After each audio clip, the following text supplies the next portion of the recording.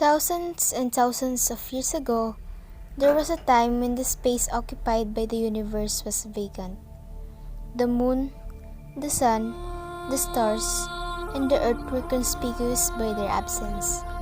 Only the vast expanse of water in the sky above it could be seen. The kingdom of the sky was under the rule of the great god Langit, while the water was under the sovereignty of the god Tubigan.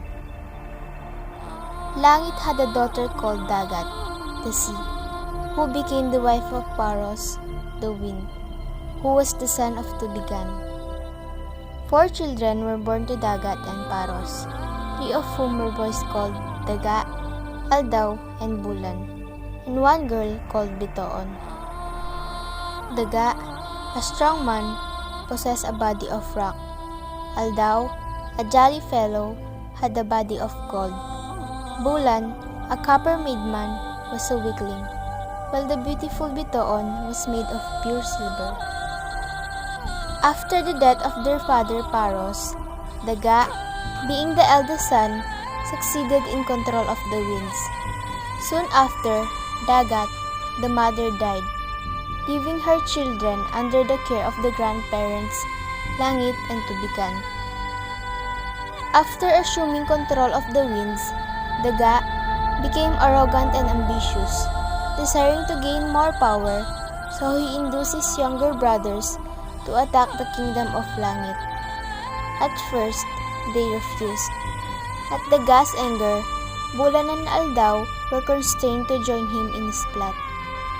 Preparations were made, and when everything was ready, they set out on their expedition and began to attack the gates of the sky. Failing to open the gates, Daga let loose the winds in all directions so that the gate was destroyed and the brothers succeeded in gaining entrance. But they were met by the enraged Langit, who set out 3 bolts of lightning after them. All of them were struck by lightning. The copper body of Bulan melted into a ball. So also was the golden body of Aldaw. The gas body fell into the sea and became what is now the earth.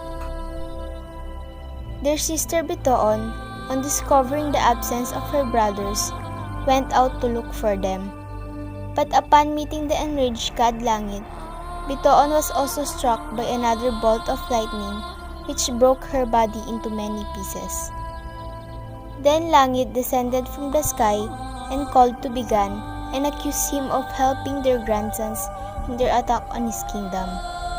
But Tubigan defended himself, saying he had no knowledge about the attack, for he was asleep far down into the sea. Tubigan succeeded in pacifying Langit, and the two regretted and wept over the loss of their grandchildren.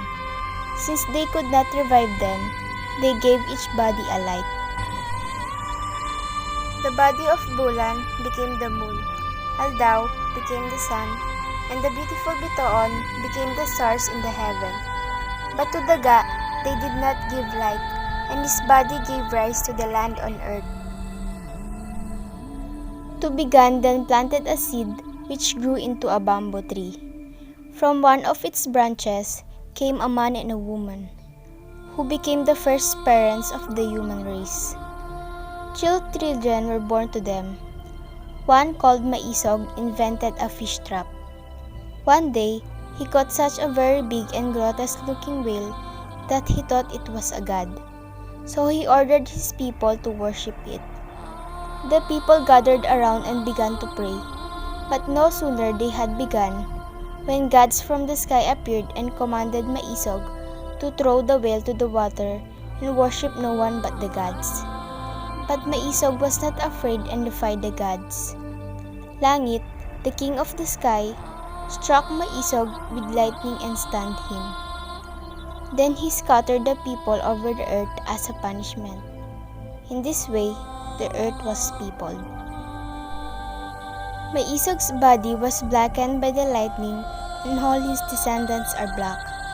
But Maisog's son was carried to the north and became the parent of the white people.